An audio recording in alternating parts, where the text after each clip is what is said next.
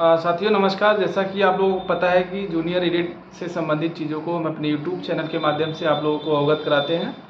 अच्छा, मैं चीज़ों को बताऊं उसके पहले एक चीज़ और बता दूं कि कुछ लोग हैं जो अभी हमारे टेलीग्राम चैनल से जुड़े नहीं हैं, क्योंकि छोटी छोटी जानकारी हम यूट्यूब के माध्यम से बताते नहीं हैं। जब कोई जानकारी वो होता है तभी आपको बताते हैं यूट्यूब चैनल के माध्यम से। तो आप अपने टेलीग्राम चैनल पे अगर जूनियर शिक्षक भर्ती 2022 हिंदी में जो है टाइप करेंगे तो वो आ जाएगा, जूनियर शिक्षक भर्ती 2022। तो आप लोग इसको देख लीजिएगा, जुड़ जाइएगा, उसमें छोटी छोटी जानकारी उसी में दे दी जाती है। और अगर हम अपनी बात को बताएं तो आज हमारी बात दिनेश सर से भी हुई। और सबसे पहले मैं कोर्ट अपडेट दे दूं, कल यार ऐसा वहाँ पे मतलब बात ही हुआ कि उसमें थोड़ा सा दिमाग ख़राब होने वाली बात हुई, लेकिन फिर बाद में ये रियलाइज़ किया गया है कि वैसे भी उसका प्रभाव हमारे शासनादेश पे पड़ने वाला नहीं है। हालांकि स्टे है नियुक्ति पे, और नियुक्ति इतनी जल्दी होने वाली भी नहीं है। अगर शासनादेश जारी भी हो जाता है तो भी उसमें कम से कम 1 महीना 10 दिन का उसमें और आपका मतलब जो समय जो है लगेगा। तो मैं यहाँ पे मूलतः ये बात बताने आया हूँ कि आज जो पीएनपी के सचिव सर हैं, जो कि प्रयागराज में एडी बेसिक सर भी हैं, तो उनके द्वारा और दिनेश सर के द्वारा एक पत्र जारी किया गया है, जिसमें ये बोला गया है कि जो पूर्व के पद हैं उसको एक बार फिर से विषयवार श्रेणी में मांगा गया है, अलग अलग सब्जेक्ट का। ताकि देखिए बात ये ना, इनका जियो जो है वो पुराने वाले से ही लोग जो पेज फंसा था उसको क्लियर कर रहे थे, तो कुछ चीज़ों में इनको सीटों की संख्या क्लियर नहीं थी ना, तो विषयवार में और तमाम समस्याएं आ रही थी, जैसा कि आज बात करने से पता चला। तो उसमें इन्होंने फिर से मांगा है सब्जेक्ट वाइज। आप देखे होंगे, अगर आप हमारे कम्युनिटी पोस्ट में देखे होंगे तो उसका प्रोफार्मा बाकायदा बना हुआ है, तो उसमें अलग अलग चीज़ों का मांगा गया है। हाँ, ये होता कि अगर वो आरक्षण या जो उन बिंदुओं पे अगर डिसीजन हो जाता तो आपका ये जारी ना होता, जियो ही जारी हो जाता।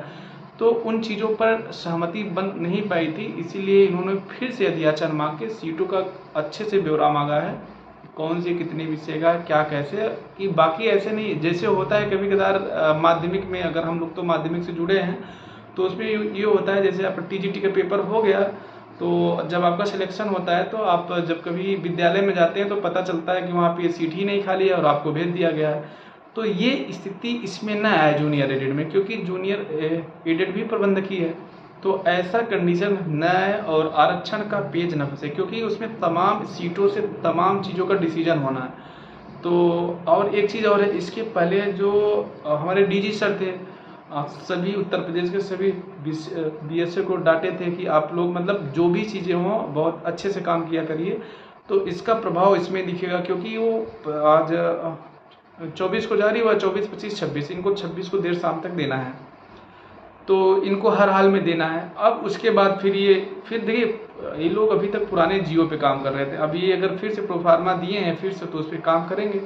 हाँ, ये था कि जहाँ हम लोग सोच रहे थे कि जियो जल्द जारी होगा, अब थोड़ा सा हो सकता है उसमें टाइम लगे, हफ्ते 10 दिन, तो उसमें बहुत बड़ी चीज़ नहीं। लेकिन एक चीज़ है कि ये भर्ती अब बहुत अच्छे ढंग से होगी, आप लोग ये क्लियर जान लीजिए, क्योंकि इसमें भले थोड़ा सा टाइम लग रहा है, ये हम लोगों के अच्छे के लिए, भले के लिए ही। जैसे रिजल्ट का रिवाइज होना कहीं ना कहीं मतलब जो कुछ साथियों के लिए भले बेकार हो, जिनके नंबर कम हो गए हों या जिनके 0 नंबर हो गए हों, लेकिन जिनके कम गुणांक हैं या जिनके थोड़ा सा मतलब ठीक ठाक नंबर है, उन अभ्यर्थियों के लिए एक अच्छा है कि ठीक है अब कोर्ट केस में मतलब कि अब कोर्ट केस होगा नहीं, अब बहुत फ्रेश भर्ती होगी, तो जो होता है अच्छे के लिए होता है।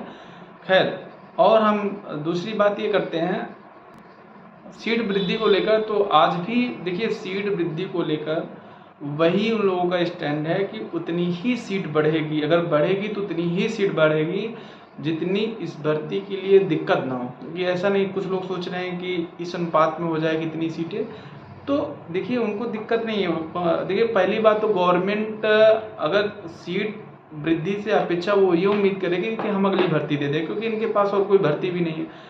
तो इनका मुख्य फोकस रहेगा कि अगली भर्ती देना। हालांकि पहले ये वाली भर्ती करा दें फिर अगली वाले सोचें, अगर मतलब ज़्यादा संभव है कि इसी में बढ़ा दें वो, लेकिन वो बार बार यही कह रहे हैं कि उतनी ही सीट बढ़ेगी अगर बढ़ेगी, जिससे इस भर्ती में पेचीदा ना हो कि ऐसा है कि बढ़ा दिए फिर कोर्ट चली गई फिर फंस गई, क्या कैसे तमाम चीज़ होता है ना। तो सीटों को लेकर बहुत उनका स्पष्ट हुआ था। और अच्छा, कोर्ट अपडेट मैंने आपको बताया, कोर्ट अपडेट में क्या हुआ था, कुछ मिसअंडरस्टैंडिंग की वजह से उसमें वो हो गया था, नहीं तो कोर्ट में कल आपका जो है डिसमिस हो जाता।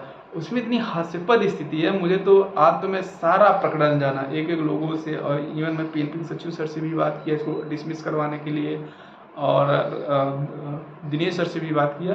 तो तमाम लोगों से बात किया, हम अपने ओर से प्रयास किए, और जो भी साथी थे इसमें उनकी ओर से हम प्रयास किए कि ठीक है, अगर ये डिसमिस हो जाए तो सही है।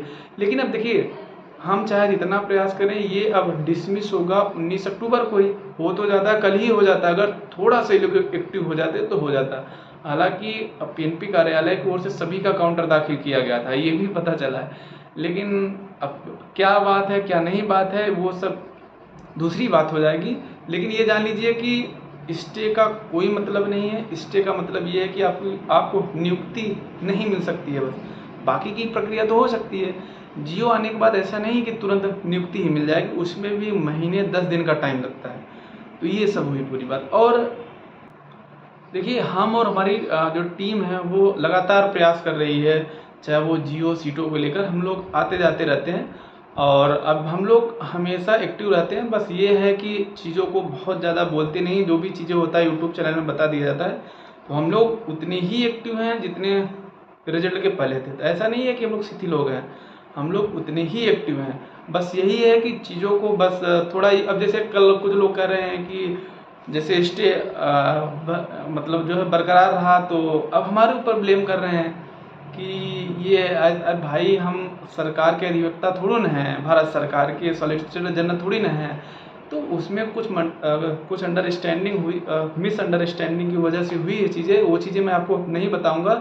लेकिन देखिए, न्यायालय से बड़ा कोई नहीं होता है, और मैं आपको बार बार कह रहा हूँ कि उस कोर्ट डिसीजन का इस भर्ती से कोई लेना देना नहीं है। ये लोग जियो जारी कर सकते हैं, सब कुछ कर सकते हैं, लेकिन नियुक्ति नहीं दे सकते। और मैं आपको बता दूँ, नियुक्ति इतनी जल्दी होने वाली भी नहीं, उसमें भी महीने 1.5 महीने का टाइम लगेगा जियो आने के बाद। खैर, देखिए, एक चीज़ और है, अपने स्तर पे जो भी प्रयास कर रहा है उसको प्रयास करते रहना चाहिए। अभी अगर ये लोग मांगे हैं 26 तारीख तक, तो हफ्ते 10 दिन तक वेट करना चाहिए जियो का। बाकी जो अपने स्तर पे प्रयास कर सकता है उसको जरूर प्रयास करना चाहिए। धन्यवाद, नमस्कार।